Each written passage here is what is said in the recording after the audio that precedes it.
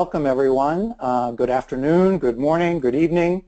Wherever you're joining us from, we are thrilled that you're here for this month's Institute of Coaching webinar entitled Using Assessments Wisely in Coaching Engagements. This is a topic that we have been wanting to do for a long time at the Institute, but we've been waiting for the right time and the right person to join us. And I am very excited that Tricia Naddaff is going to be joining us today. Tricia is the president of an organization called the Management Resource Group, which many of you may have heard of, because they are very well known all across the world for doing assessment and research work. They develop and create and sponsor high-quality assessment tools and also conduct extensive research in areas of leadership, sales, career development, and personal growth all across the world. Tricia herself works extensively with MRG's worldwide network of consultants and clients. She provides thought leadership and coaching to assist in their own development work with individuals and organizations. She speaks globally to audiences who want to increase the positive impact they have in their organizations and the world around them. She's a contributing author to the book Enlightened Power, and she has a particular interest in engaging in the exploration of global leadership, gender issues in leadership, and leading authentically. She's been consulting to individuals, teams, and organizations for over 30 years, and her experience includes coaching, product design, research, and business development. Tricia received her graduate degree in management from Lesley University and her undergraduate degree from Boston College. And I can say personally I've had an opportunity to be with Tricia in sessions that she's run and have been incredibly impressed. I always come away enlightened, learning a great deal about this very complex and important area for all of us in coaching, the use of assessments. Safe to say that it's become pretty much a regular, expected component, I think, of most leadership coaching engagements, and also very much involved with other coaching assessment areas like in health and wellness coaching, and that as there are a plethora of the tools available for those of us in coaching to use, it becomes even more complex and difficult for us to figure out what are the right tools, when to use them, and how to use them, as we said in the title, wisely in a coaching engagement. And Tricia is really an expert in this space, and I'm very, very happy to have her with us. I'm sure you're going to have a lot of questions, so as Stephanie suggested, please send your questions throughout the webinar through the chat function, and we will take a couple of breaks during the session and make sure to try to get to as many of your questions as possible. So with that, I want to say hello to Tricia and welcome you to our webinar. Hi, Tricia. Hi, Jeff. Hi, Stephanie. Thank you for that lovely introduction. That was very nice. It makes me feel better for being the age that I am, as I've done all those things. So that explains a very long lifetime that I have. So thank you. Thank you for that. I will join Stephanie and Jeff in saying welcome.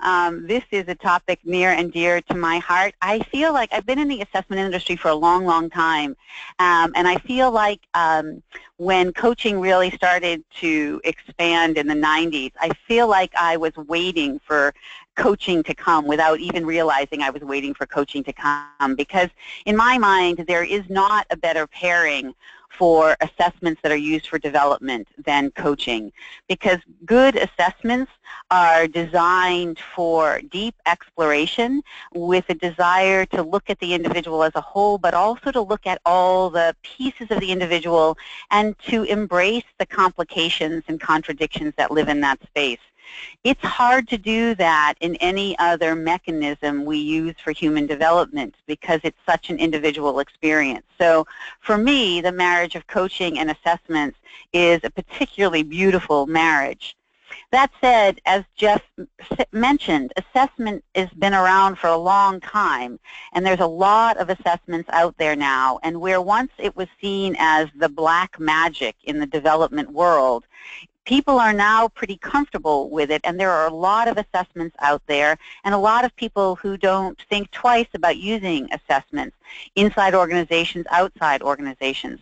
And so with this sort of expansion of the assessment world and assessment usage, you get all the light and shadow that comes with that. You get the light side of lots of creative people doing interesting things with assessment development. You see organizations using them in really useful and compelling ways that are opening up the space for development and in many cases accelerating development. But you also see the dark side. You see the shadow side. You see unskilled people putting assessments together, sometimes with good intention, sometimes more for just a profit intention. And you see inexperienced people with the idea of using assessments doing often more harm than good. And so the ability for us to come together and say, given good coaching practices and given good assessment practices, how do we marry those together in the wisest way possible?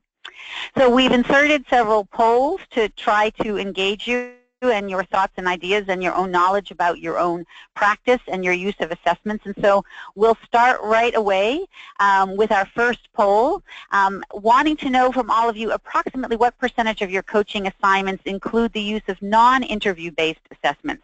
In the old days, we would have said pen and paper assessments. Now we would mostly say online assessments. But what percentage of your coaching assignments include the use of assessments that are non-interview based?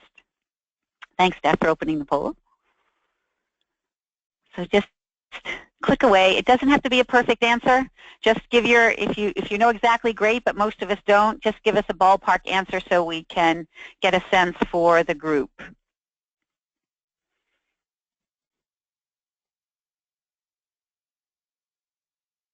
Oh, good. All right, so a nice mix. We see, let's see if I can pull this out a little bit. All right, so we have, great, clear, great. 43% less than 25. We've got, and then a pretty nice mix across the rest of you with about a quarter of you using it over 75%. So that's great. It's terrific when we do this work to have a mix of people, because depending upon how much you use assessments, you're going to have different questions, different experiences. And in addition to questions that you might put in the question box, if you have good insights to share, we would invite you to share those as well.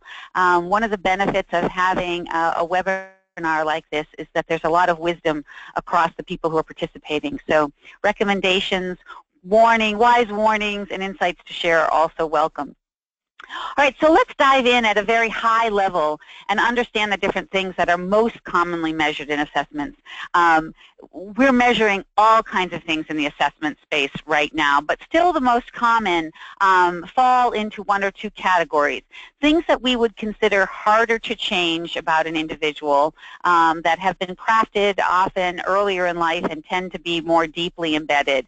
And things that we would say, while not easy to change, for those of us who've been in the development world for a long time, we know nothing is easy to change, but easier to change in terms of brain patterns. There are two different categories. What is interesting about the harder to change category is the neuroscience folks are really challenging us in this space. There's a lot of work being done now to actually explore how malleable our brains are. And there's some interesting work being done, in particular in the personality space, with challenging the assumption about how much change can happen at the personality level.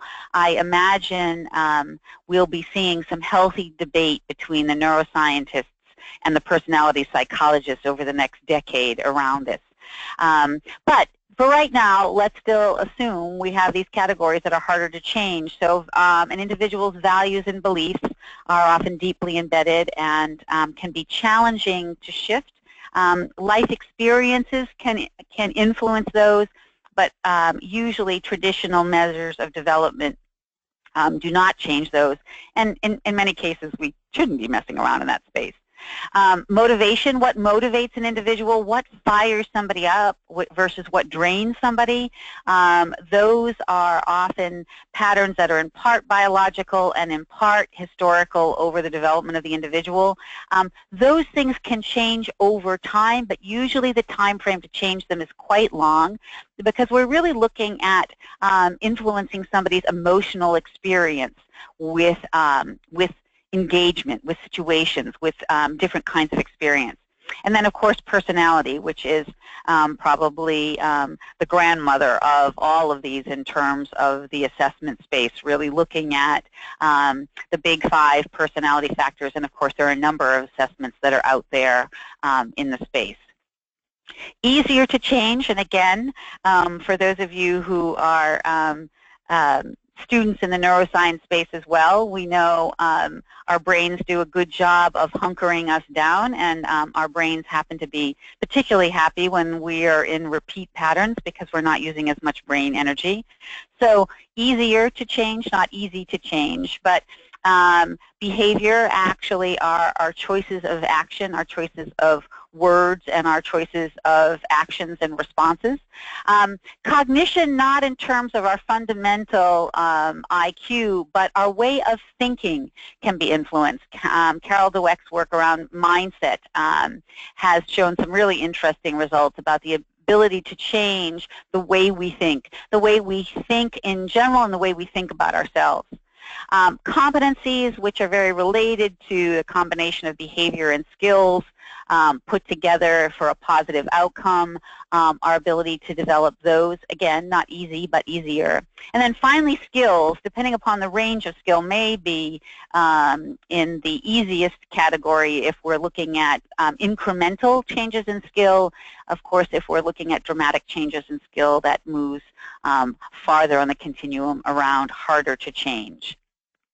So as a result of the growth of assessments and people's acceptance of assessments, we're really seeing them used in almost every area of human development and human evaluation in the organizational systems. I will just either share with you if it's new information or remind many of you, the assessment world in an organizational context actually started primarily with selection. Some of the biggest industries that used it first were the military and the sort of areas of security like police. In an industry setting, probably the next most jumping into the bandwagon were any organizations that had large sales organizations. So the insurance company and financial services used them relatively early. You can see evidence of them in the 40s being used, pretty rudimentary, but the start of them. And so it was initially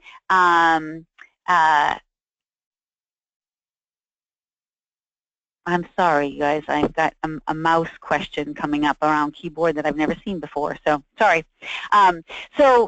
Initially what assessments were created for was evaluation. How can we tell things about this person that aren't easily available to the human eye? So we can't easily see it in an interview. We can't easily see it in a resume. So what can we see that's under the hood? In the 70s, there started to be this interest in the training and development field to use assessments. If there are people online who've been in this business as long as I have, you will remember that there was a time when we did training and development in what we would lovingly call the sheep dip method. So everybody went through the exact same training. So there was supervisory training and management 101 training and senior management training, and we all went through the same kind of training. And that became very expensive, and also when we were trying to measure efficacy, the results were not great. And so the training and development field saw assessments as a way not to give individual insight about individuals, as was the case, by the way, in the use and selection. It was not about the individual. It was what about the organization needed. So in training and development, it was, boy, if we can give people these assessments up front, then we can decide who goes into training A and who goes into training B and who goes into training C, and we can potentially only train people on where they have a deficit, and therefore get people into only the right training programs, use less time in training, spend less money in training, and hopefully have better results in training. Through the use of that, more people were exposed to assessments and people started to get more comfortable. So when it was in the selection phase in the 40s, 50s, and 60s, it was the black box. It was often you went and saw a psychologist and, there would be a whole battery of tests and, you didn't quite understand what was happening to you. And then when we moved into the training and development space, it became a little bit more comfortable. Now in that space, it started off as just self-assessment, and so there was some anxiety around the assessment, but it was a low level of anxiety, particularly since it was primarily used to decide what training I was going to. When we got into the 80s, assessments started to be used more to help people understand a little bit more about themselves. And in the 90s, both multi-rater assessments and coaching both started to take off more in the mainstream as tools for individual development. And it was really in the 90s that we started to see that this group development thing wasn't getting us where we wanted, and at least in some cases, one-on-one development needed to be the way to go. So here we are 3 decades after that space, and now we're seeing it show up everywhere in all these different spaces. In some cases, used really, really well. In some cases, it's less mature, and people are still figuring out how best to use it. One of the newest on this list is pre-retirement planning, as we see baby boomers exiting out, or quite frankly, organizations wanting to encourage baby boomers to exit out to make room for other people coming up in through the hierarchy. There is a lot of conversation now around what is the best mechanism to help people do that, and assessment is a part of that. There's also some interesting work being done around pre-retirement coaching. So it's everywhere, and as I said at my opening comments, when it's everywhere, that's both good news and bad news. Some interesting things end up happening that are useful, and some shadow side things end up happening that make people have a boomerang effect that makes them more anxious around assessments that they might be otherwise. So let's dive in a little bit more and talk about usage, your own individual usage. So our next poll is asking you to share with us how many assessments do you currently have in your coaching toolkit. And for many of us may have gotten certified or at one point used an assessment that is no longer sort of active. So maybe it's sort of rusting in the toolkit. Why don't you share with us those that are still active in your toolkit? So how many assessments do you currently have sort of active in your coaching toolkit that are a part of your approach to coaching? So take a minute and let us know.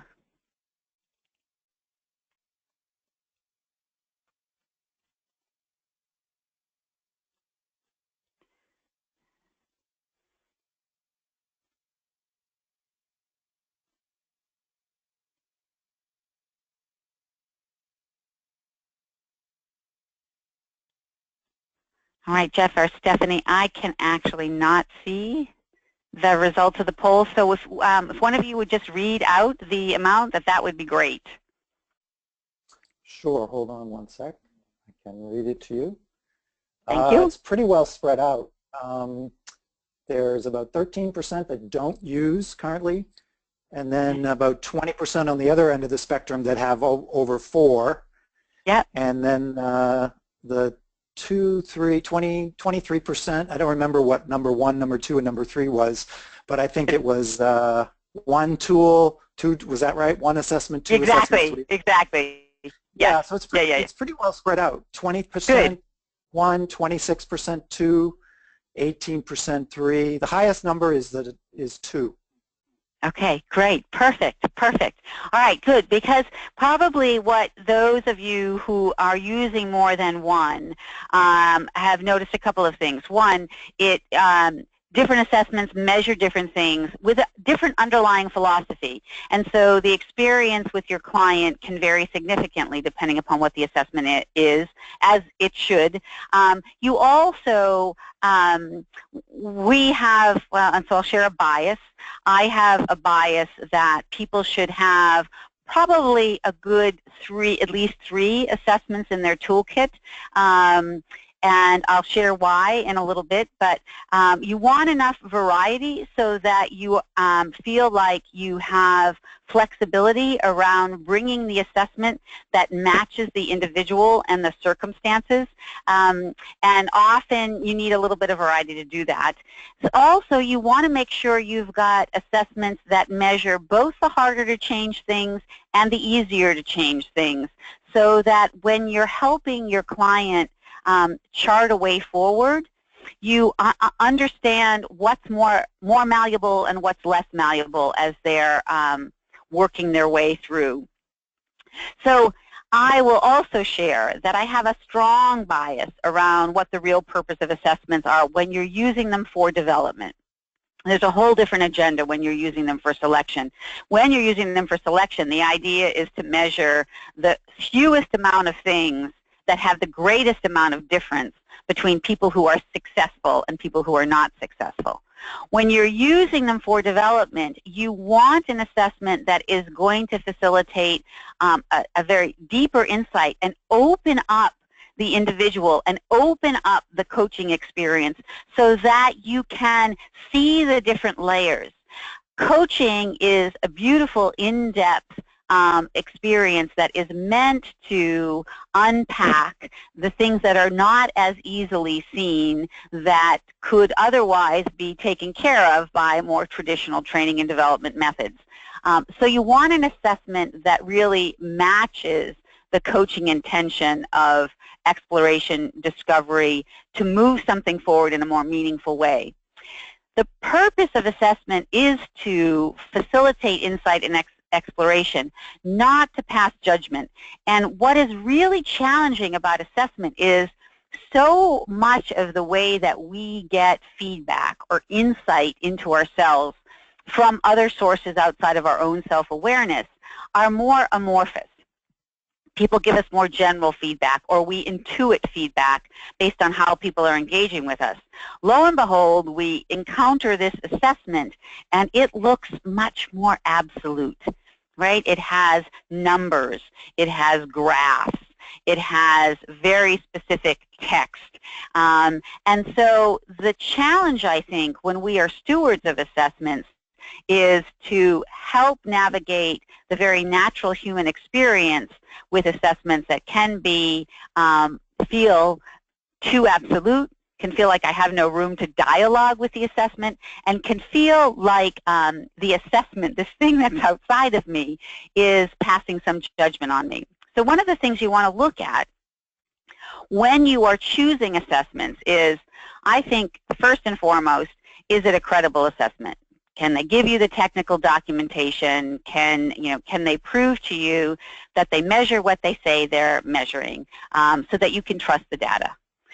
And there are a number of good validated assessments out there, so the market is rich with that. But still, there's a lot of new assessments out there, and you want to make sure you have that. The second thing is to make sure the assessment is aligned with your values and beliefs as a coach. There are so many different assessment instruments out there, and there are assessment instruments. Let's just take leadership, which is the biggest body of assessments that are out there. There are assessments out there that have a particular point of view around leadership. You want to make sure, if you are using an assessment that has a particular point of view of what good leadership is, that it's aligned with your philosophy and belief. Otherwise, you'll spend too much time navigating around the underlying philosophy of the assessment in coaching. You want to make sure that you have that the assessment gives you not only the kind of information you want to share with your clients in the form of a report, but you want to make sure it gives you, as the coach, the kind of information and support you need to do the kind of interpretation work you want. And that's not just when you're at the beginning of your use of assessments. It's when you get even deeper in, you will start seeing more and more complex insights, and you're going to want continued support in that, whether it's part of a user group or whether the vendor themselves can give you that support. So let's talk about some of the benefits first. Let's look at the light side in a little bit more detail before we look at the dark side. All right, so the benefits of using assessment. One of the things that I think if you're using one of the more complex assessments is it can show you what is not only available at the surface in terms of how an individual is engaging, but it can also show you what's deeper inside, and it can reveal things that are harder to get at just from engagement, particularly from engagement with somebody that is relatively new to you. It does create a shared language, which can be very helpful. You know, when we're talking about, in particular, leaders, and you're talking about things like being innovative and being strategic and good communication and being empathetic and being results-oriented, unless you really have a sharp shared definition of that, it can be easily, these concepts can be easily misunderstood simply because we carry different definitions of what those words can mean. And so it does create a shared language with shared meaning. It can help you understand the lenses that your client uses to understand the world. What we really see with assessments is, yes, you are understanding what is being measured, particularly in that space, but it also will reveal to you the mindset that your client carries with him or her. So let me give you an example. If you have an assessment that measures motivation, and you find that your client has a motivation to compete, that they really get very energized in a competitive environment, what you can explore with that is how deep that goes into the mindset of somebody. It's not unusual when somebody has a motivation to compete. They have a mindset that everything is a competition, and even if it's not immediately available, that everybody else is competing with him or her. And they may have a mindset that if your value is significantly decreased, if you are not the winner in a competitive situation. So even though that assessment is not specifically measuring mindset, you can extend the exploration into mindset, which can give you some tremendous insights. It is a very quick way to learn a lot about an individual or a group.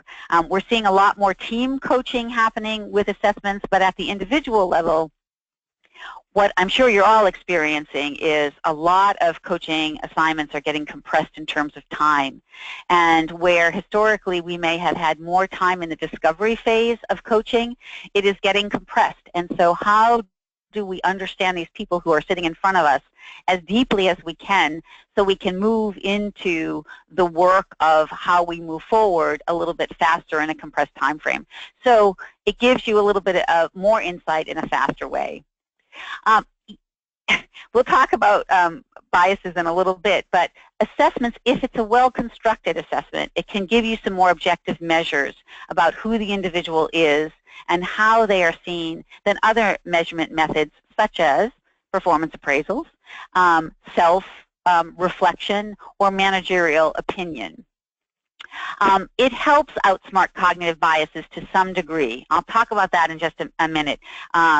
It is not the panacea for outsmarting cognitive biases, but it gives us a little bit of an edge because when we encounter an assessment that is well structured, to say it tricks people doesn't really sound like a very nice way to say it, but it gets people to think outside of their normal way of configuring words and opinions, and it can take the individual into a mindset that is different than their habitual mindset. So it can shift a little bit outside of cognitive bias. You can take a standardized look across the population. So if you work with a lot of physicians, for example, you'll have a lot of data over time where you can start to see patterns. But if you're doing a lot of work with an individual client, you can see patterns. And of course, if you're doing work with a team, you can see patterns. It is very good when to help reveal blind spots, particularly when you've got multi-rater assessments. At the conference that Jeff and I were just at the Society for Consulting Psychologists, there was a really good keynote that pointed out that right now the research is saying that each of us has on average 3.4 blind spots, areas where we think we know ourselves quite well and we're wrong. So I assume that's an average. So as I was thinking of the average, I'm thinking, well, actually, I've seen people who seem very self-aware, and I've seen people who have probably a few more blind spots than 3.4, but good for us to remember. It does help clarify what's important. And I think that sometimes when we get into coaching, you can get lost, right? We are peeling back the layers of the onion, and I think the assessment can, because it can be so specific, can ground us and help ground our clients back to, all right, all these things can be in play, but how do we prioritize them? The thing that I think I love the most about assessments that are non-judgmental assessments is it can help people see themselves anew. It can help give people a fresh insight into who they are and how they exist there. We are seeing so many people overworked and so many people repeating patterns in a very sort of small repertoire that they have lost sight of their own multidimensionality. They've lost sight. For example, if you work with a motivational assessment, you might see somebody see themselves as highly motivated by creativity, and yet for the last 2 quarters they haven't done anything that they felt were creative, and they remind themselves of this dimension in themselves that they haven't been able to experience of late. So it opens up the individual to see themselves in a fresh way, but often in a more multidimensional way. All right, so that was all my wonderful. Isn't it exciting? Aren't assessments wonderful? They help people so much. But let's talk a minute about the context that we're doing this work. Most of us are coaching people in the context of organizational settings, through the context of their work world. And while the beauty of assessments is that they really can show this multidimensional view of an individual, unfortunately, most organizations are what we call the great homogenizers. People come in to these organizations in all different kinds of shapes and forms, but let's be truthful. The people who come into organizations are already self-selecting. So if we're dealing with leadership population, most of them have received some kind of college degree. They have decided that they want to go into healthcare or into banking or into the financial services industry or into whatever industry. They've decided, for at least the time being, that they're not going into construction, that they're not going to be an artist for their living, that they're not going to become a grade school teacher. There's a whole bunch of things. So we first start off that there's a subset of the population that comes in, but then we further refine that through all these elements that are traditional organization dynamics. We put people through this process that usually within 3 to 5 years in their career, there is much more homogeneity around how they blend into the system than when they started in the system. So they have been screened in a certain way, they've been evaluated in a certain way, and we know that the way that we think is strongly influenced by how the language that we use and the behaviors that we exhibit. And we learn, if we're going to be successful in an organization, what the words and phrases are that are most acceptable and what are not, and what actions are rewarded and what are not. And so we're literally changing our brain to be aligned with this organization, as are all the other people who are going to be successful navigating through this. And so we end up working with people who have been in this homogenized system for oftentimes many years. And so there is a tension in our work that can be enhanced with assessment, because we are starting to show people a more expanded view of themselves, as they may have just spent many years creating a more contained version of themselves through the world of work. And so depending upon what our coaching assignment is, we have got to be wise about the assessments that we choose, because there are assessments that allow people to dream big about who they are and where they want to go in the world. And there are assessments that are quite contained around a very role-specific way of thinking about who they are and where they go next. And if we unintentionally choose something that's very expansive for somebody at a particular point in time, it may be that they end up exiting out of the organization, which may in fact be fine for the individual, but we just need to be mindful that we are at this juncture where we have the opportunity to do deep exploration, but in fact their organizational context may not facilitate that, may not even want that to happen. So we speak about that as an important juncture of choice in the coaching space when we're thinking about the assessments we're going to use. So let's talk about another limitation that can come when we're using assessments. So we're going to enter the world of neuroscience, and so if you'll just take a minute and let us know what kind of knowledge you have in this field. Are you a very active student right now? Are you reading a lot? Maybe you've taken a couple of courses. Maybe you're active in attending conferences that support the neuroscience space. Have you just started? Are you, doing a little bit and exploring, maybe just working it into your coaching right now? Are you at the very kind of beginning of this? Somebody's given you a book, you've heard the word, and you're going to start looking? Or is this new to you? You haven't dipped your toe in the water yet. So the poll is open, and again, just kind of a general get a read for the audience. I will just tell you, we've become active students over these last 6 years. We've found it a very useful companion in the assessment space as well as in the development space. So again, revealing just a little bit of a bias. And Jeff, can you do the same thing for me? For some reason, I've lost my ability to see the polls. I'm sure I clicked on something I wasn't supposed to.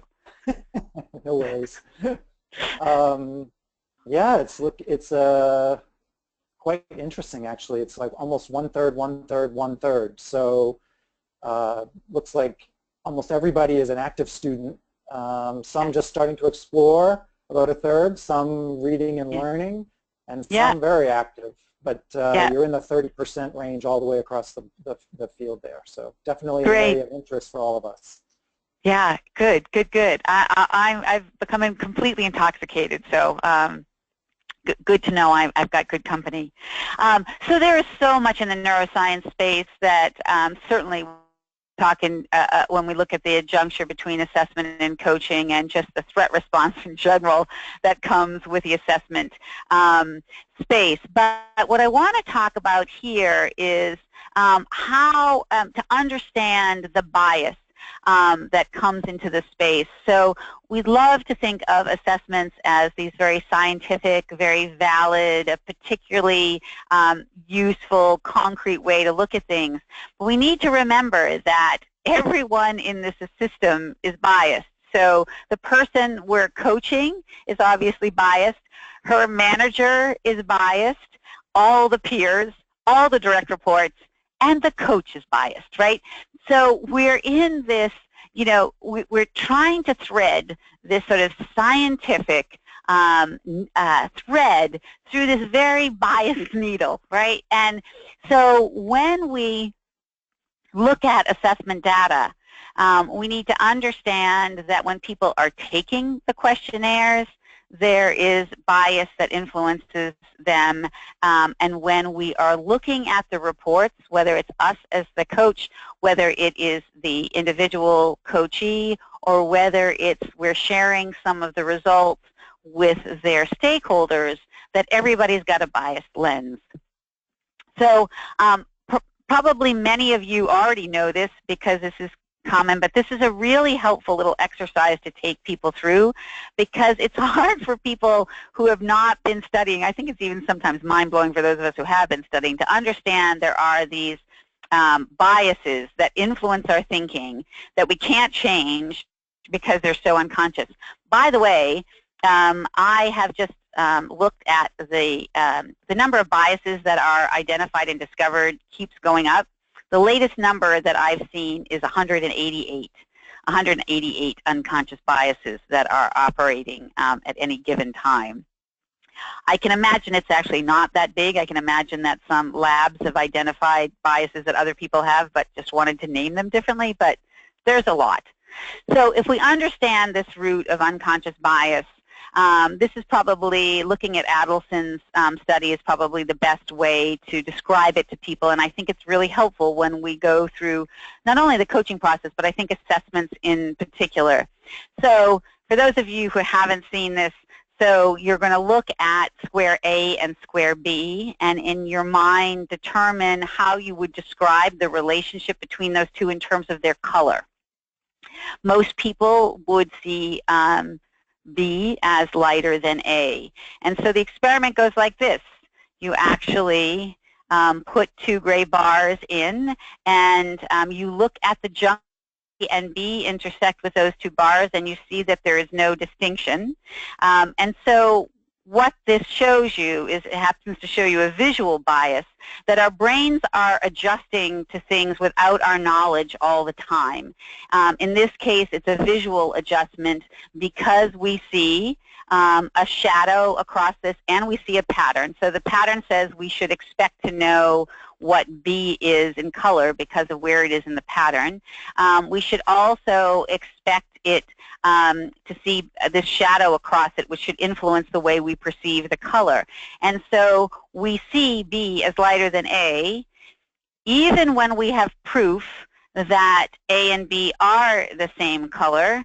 And so now we know, right? Now we know the actual answer, but when we go back, we still can't see it. So it helps to illustrate this crazy thing that happens in our brain that we have a very difficult time, if not an impossible time, controlling.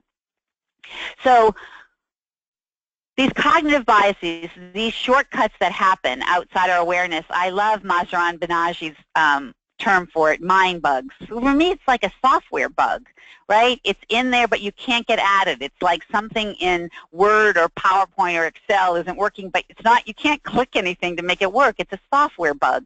That's the same thing with these mind bugs.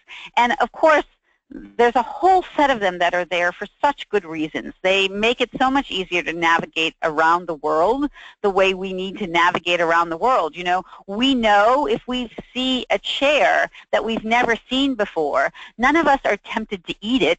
We don't wonder what it is. We know it's a chair even though we haven't seen it, because it's programmed in our brain that if it looks sort of like this, this is what you do with it.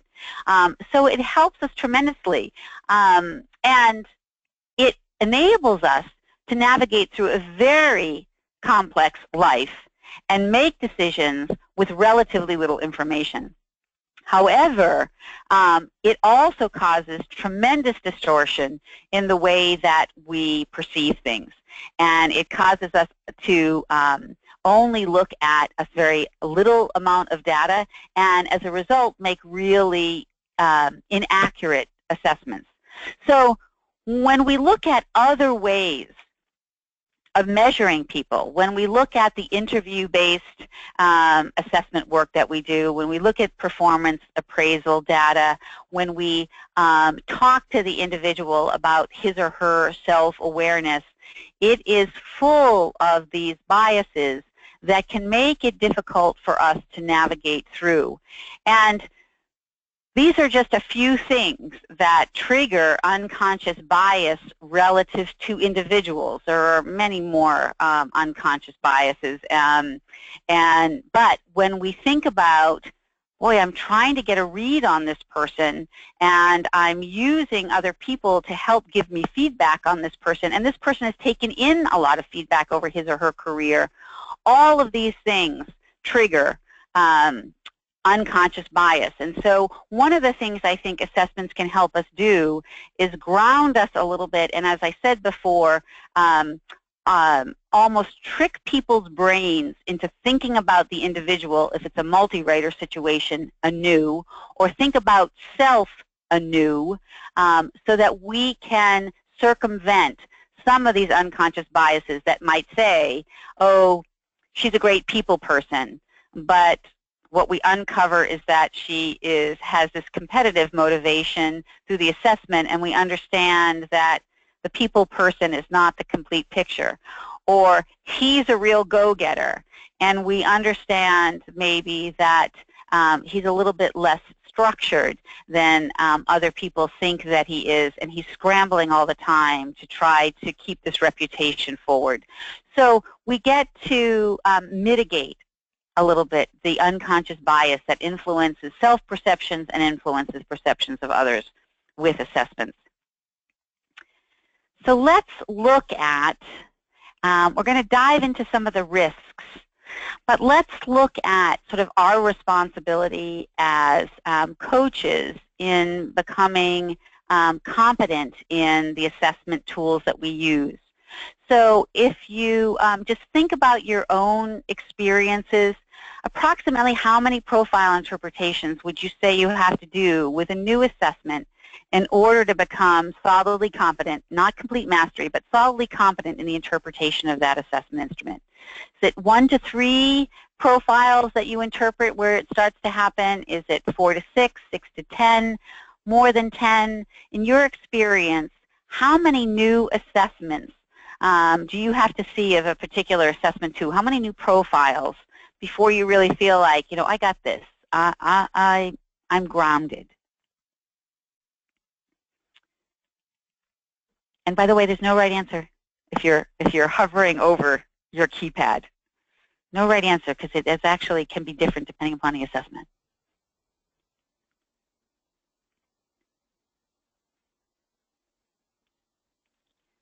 All right, Jeff, I need you. Interesting. Yeah, I was thinking about it, so I'm not doing the poll myself.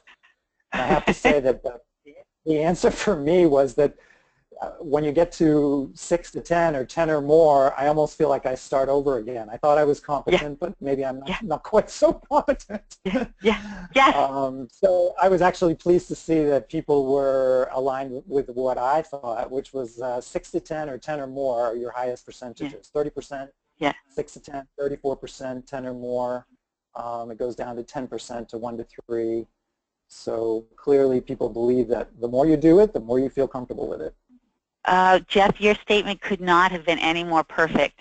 That's what we tend to see with people, is that they get in that 6 to 10 and they feel like, oh, I got my sea legs, like I'm getting this, and then when they get to around 10, it can vary. Let's say 8 to 12, they start to see what's up underneath the assessment, and then they're like, whoa, there's whole other levels for me to explore here. The other thing that can really influence this, in addition to the assessment, because we all know there's a wide range of assessments in terms of how many dimensions we're looking at and how nuanced they are, but it also, there's a lot to do with how much profile diversity you see. So for example, if you're using a new assessment and your first half a dozen clients are all from the same organization, maybe at the same level. So again, maybe you're doing a group of physicians, you're doing a group of anesthesiologists, and you see 6 profiles, but there isn't perhaps huge diversity in the profile, so you're looking at similar patterns. That's a very different 6 than if they were wildly different profiles, which really forces you to navigate through the different combinations. Because, of course, for any assessment, it's not just about the individual variables. It's about how you combined the variables. And so there's a lot that goes into this. And I think it takes even longer to work out your own biases around the assessment. So for example, if you're a very creative, fluid person, you may have a conscious or an unconscious bias around somebody who is risk-averse, less flexible and maybe more structured, or if you, or vice versa. Or if you're a big picture thinker and you have somebody who is a very sort of concrete, linear, detail-oriented person. Or if you are a very warm, compassionate, empathetic person and you have somebody who is not as caring focused as you are. So what happens with those biases is you need to see a profile that makes you gasp, and then you fall a little bit in love with that client, and then you find out how that profile actually can work in the world in a way that you can respect. So that is a whole other level of getting to a level of expertise with the profile. It's a wonderful breakthrough space, but it often takes a while to get there. All right, so let's look at the dark side, right? This is not a panacea. Yes? Can I just toss in an observation at this moment? Absolutely, yes, please. Just wanted to share something that, given that question about how you, over time, become comfortable using assessments, one thing that I've noticed in my own practice, using them over many years, is that I actually now do an assessment with folks at the beginning of an engagement and will often go back toward the end of the engagement and look at the assessment again and realize, number one, what I missed, number two, what I projected myself into the assessment because I was reading it, I was interpreting it before I really knew my client very well, and number three, how the client's own interpretation of their assessment may change over time, and how much of that information is useful and powerful for them to reflect on. So it's an interesting observation for myself that sometimes I actually wind up using the assessments or the feedback from the assessments twice in an engagement. Yeah, I think that is well stated, Jeff, because, you know, you know how clients come in and you have, I mean, they're all so varied, but there's a category of client that comes in and you can tell they want to be a good client. They want to do it the way you want, and so they read stuff from us, right? And so they're nodding, you know, we say things and they nod and agree with us. And so as they become more comfortable with us over time, I think their own point of view, they're safer also just sort of contradicting us or saying, no, I actually see that a different way. I think we also have clients who come in and sort of want to debate with us right away. And so, you know, as we resonate one place, they almost have this knee-jerk reaction. And the assessment can become, it's too strong to say it become a battleground, but it can become a place of debate. So I think that's well stated. I think the assessment is a smaller character in our relationship with our clients, and the three of us as a group dance differently together throughout our journey. So I think that was well stated. Actually, you know, before we jump into the risks, I can see the time, and so do we want to take a couple questions, Jeff, now, or do we want to? Yeah, there's a bunch coming in, so if you want to take one or two, I think it wouldn't be a bad idea. Give you a chance to take a breath. Yeah, let's take some.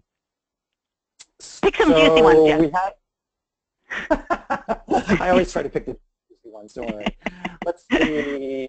The one that came in that I could resonate with right away, Janet Hepler is on the line and has experienced, it looks like the same thing that I have recently, which is I'm interested in your insights about when you have a client who is experiencing what she's calling assessment overload.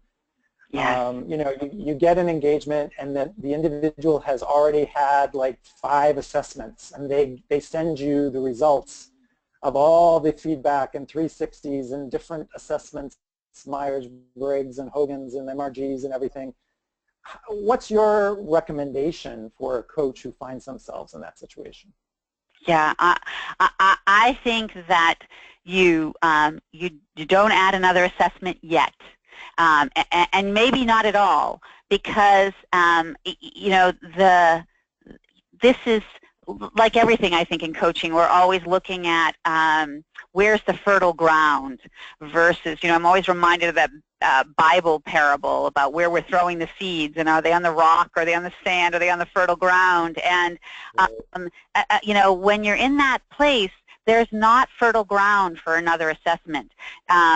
So I think the work that we do as coaches is we synthesize the data that they say, and we come up with themes. And I love to ask the question about, was there insight that you hoped you were going to get that you didn't get from the journey that you've taken with assessment so far? And sometimes people say, no, you know what, I haven't even processed it all yet. There's so much stuff, and and sometimes they say, you know what, there is this part of me, like what I really care about, what my values are, what really makes me me. I feel like I took all these assessments and I never actually got there. So you can guide it that way. But and I think the challenge is we all have assessments that we love and feel like we can really make sing. We can be the brilliant coach we always wanted to be when we get to use the tools that we get to use in the process that we believe in. So sometimes I think it's hard. It's like our, part of our magic wand gets taken away. But I think it's, how fertile is the ground of the client is such a huge question. That's a great answer. Have one more? What about longitudinal? The client's been doing assessments. They're, you're working with someone who's senior in their position. They may have had an assessment 2 years ago or 5 years ago, or they did a personality, they did Myers-Briggs when they first started their job. What's your take or perspective on how long these assessments are valid? Yeah, that's a great question, and it really depends upon what you're measuring. So in general, at least the theory is that personality, which is Myers-Briggs' personality, most of Hogan's tools are based on personality, DISC is based on personality, and there are many of them because really the assessment world was birthed from the personality psychology space. So in theory, we wouldn't see significant changes in personality over time. If we're measuring leadership, approach to leadership that's more behavioral, that can change quite significantly if the circumstances have changed. If I've got a different team, if I'm in a different role, if I'm in a new organization, if we're in a different context in terms of, we just got acquired, or we just got, new venture capital money and we're taking a completely different approach. So in that case, it can be, 9 months, and you might want to, with a new team, sort of see how this person is perceived now. So it really varies. The deeper you're measuring motives, beliefs, values, personality, the more that should stay relatively steady over time, and you've got a bigger gap. The more it's the easier to change stuff, it's more frequent. I will also say people are ask us, how do I measure the change? I'm in this change process. And we, even though, assessments are alive, we do not advocate for redoing a whole leadership assessment 18 months later. Too much has changed. What you want to measure is more and more sort of pulse surveys are coming out that let you measure just the behavior they were trying to change. So I'm trying to become more empathetic or more strategic or more persuasive. So that's really where we want to work on seeing if movement has been made. It's too much, taking on too much to redo a complete 360 just to find out if the couple things we were working on have changed. Great. Okay, I'm gonna move us. Is that okay?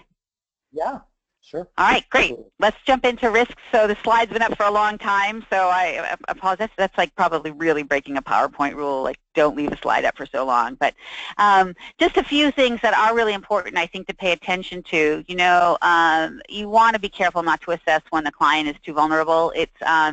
Assessment often feels like sort of this outside mystery, and it can increase a sense of vulnerability. So wait until the client is feeling more grounded with you. Misinterpreting assessment data, not being fully prepared. Unfortunately, because assessment is so widely used. We're seeing a lot of people not doing the right amount of preparation, and you know, we're under this do no harm space, and most of it is certainly not intentional, but misinterpreting or inexperienced interpretation can cause some harm. Over-relying on assessments. It happens more in the selection and evaluation space, but there's just no way to remove the human engagement, the human insight. Assessments cannot stand on their own. Poorly designed assessments can give inaccurate and or unhelpful feedback, and although I think we are all as coaches probably very aware of this, sometimes we get asked to use assessments that the client has chosen, and so we just need to be mindful of the risks associated with that. Misrepresenting an individual by reducing them to an overly simplistic or conformist description. So we have to, some assessments are trying to measure complex things but in a too simple a construct, and so they get, you know, we've named somebody a color or an animal or a letter or what have you, and if we don't do the good job of unpacking those symbols for people, we make the mistake of sending them out into the world with a label that is actually more harmful than helpful. Unfortunately, sometimes assessments feel like they give permission to individuals to say, oh, look, there's the data. I am who I am, and there's, you know, I can't change. It says it right here. I am, you know, a very aggressive person. That's just who I am. So you have to be careful that by putting something in such a concrete form that assessments do, that we're not unintentionally, that we're prepared to respond to the statements like this. Observers in a multi-rater setting can use a cloak of anonymity to provide some pretty harsh feedback, particularly if you're using assessments that have an evaluative measurement component rather than a descriptive, and if there are some open-ended questions. And then finally, we see sometimes participants go on what we call a witch hunt. Who gave me this score? So we need to be prepared, particularly when we're using multi-rater assessments, that we are not setting people up for this dynamic of hostility between observers and the participant. So just as a reminder, you know, a little data never goes a long way. You know, I think we have to really be prepared that we are seeing organizations who want work done quickly. Can't you make it simpler? Can't you do it faster? And I would just say that make sure you have the right amount of time to do the assessment work. It's better to forego the assessment than to use the assessment with not enough time to really work with the data that comes out of it. Again, under that heading of do no harm. So this is where I had the slide for questions, so we'll skip to that so we can do our last section, and then we can have more time for conversation. So this last section, we're going to talk about research that your assessment providers have that can support you. So here's the last poll. How frequently do you use the research available from your assessment providers to support your coaching work? Maybe it's looking at diversity research or high performance research. What degree are you using the research that comes from your assessment providers?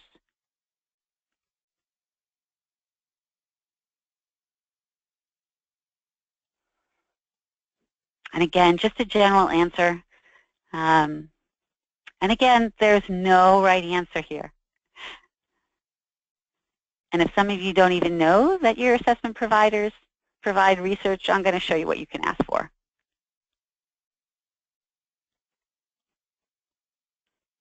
Okay, Jeff, my helpful person. Let's see, sometimes is the highest, 36%, and then it's kind of spread in a bell curve. So 12% almost always, so there's a percentage using it, and then 17% almost never, so it's kind of spread. Good, perfect.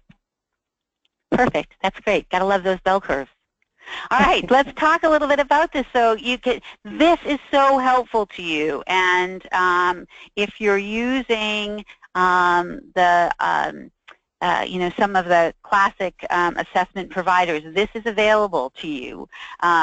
So I love this one. I share this one because we're all coaches, and so it's helpful to know. And not surprising, right? So, but some of your vendors will have research that helps you as a coach, not only just help your client.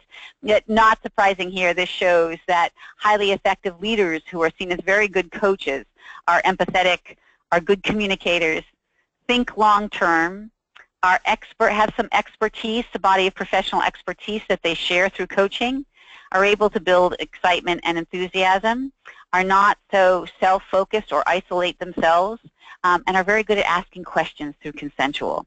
So that, sometimes there's research that can support you as a professional, so ask for that. Do you have research that helps me be better at what I do? So you might, some of you may be doing international work, so most of your assessment providers should be able to provide you with what do people look like around the world.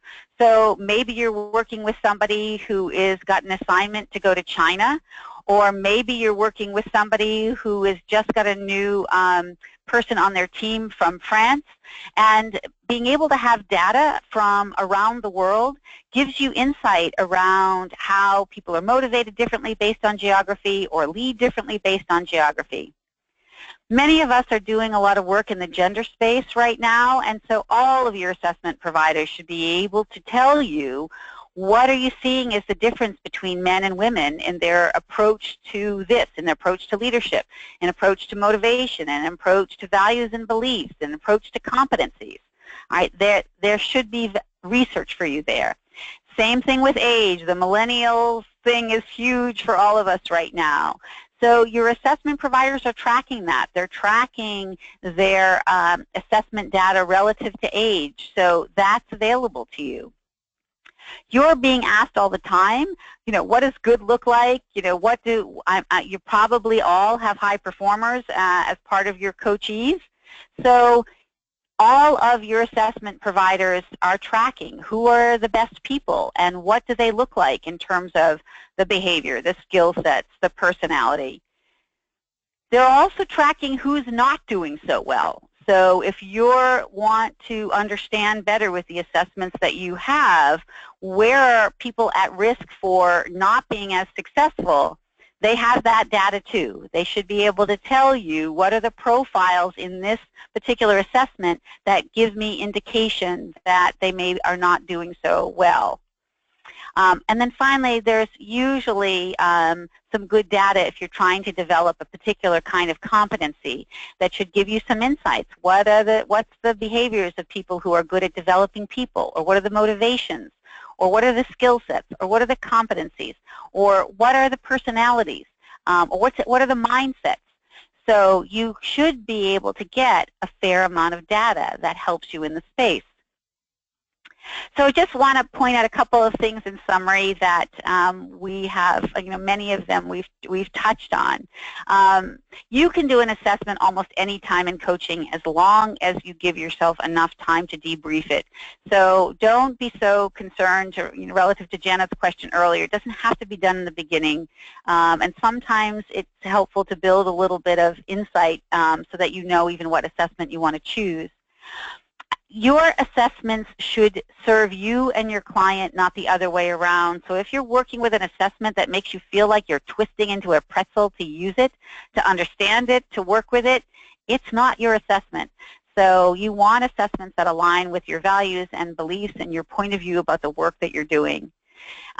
It's great to have in your toolkit both some assessments that measure the things that are less changeable, are harder to change, and the things that are easier to change, so that you can play with those a little bit as you're navigating through the coaching process. Always be present when your client is sharing data. You will get asked over and over again, can I just go talk to my boss around this? But your client isn't certified, and certainly his or her boss is not certified. And so really, really try to hold with the value of, if they're sharing the data, I'm present even if I'm just on the phone. We talked about navigating your own biases. I will tell you it's often important to set assessment-specific confidentiality parameters up front. I know we all sign have confidentiality agreements in our contracts, but somehow the assessment ends up getting treated differently in the mind of the organization. So just make sure that your assessment-specific confidentiality is clear. With team coaching, I will tell you that it works better if you provide individual assessment feedback prior to doing the team development. You'll get farther in the team development if the individual work has been done first. It's not impossible to do it the other way around. You'll just find you get a better result at the team level if the individual data is done first. I think I've made the case to take advantage of your provider's research. It is such a great thing to become an expert in your assessment, but also become a lifelong learner. I mean, I've been using our assessments for like over 28 years, and I still find things that surprise me. So if you both strive to be an expert and a lifelong learner in your assessments, it's such a gift to your client, but it also is tremendously joyful from a professional standpoint. Work with other coaches who are using the same assessments. It's so great to see another mindset work with the same kind of data. And I'll just, finish before we just open for a couple more questions. These assessments are never infallible. Those of us who do this for a living strive really hard to keep making our assessments better and better, but they are not instruments of perfection. So when you run into conflict between what you're intuiting or noticing and what the assessment says, don't be afraid to let the assessment go in that space and move forward. I mean, challenge yourself, but these are not perfect vehicles of divine information. So how about a couple more questions as we finish up, Jeff? Yeah, no, definitely. That was great. Thank you, Tricia. Take a breath. And we do only have a couple more minutes, and there's one question that's come up from quite a few folks, and perhaps you want to comment on this, which is about resources for deciding which assessments to use. I don't want to put you on a spot. A couple people said, can Tricia recommend specific assessments? And I know, you represent a company that does assessments, but perhaps is there a resource that you would point people to? Is there a Yelp or a place where people can find out more about how to choose which assessment is right for a particular situation? So there's not a lot of help in that regard, and you're right. Those of us who create assessments, of course, we are not objective purveyors of that information, even though we try to be.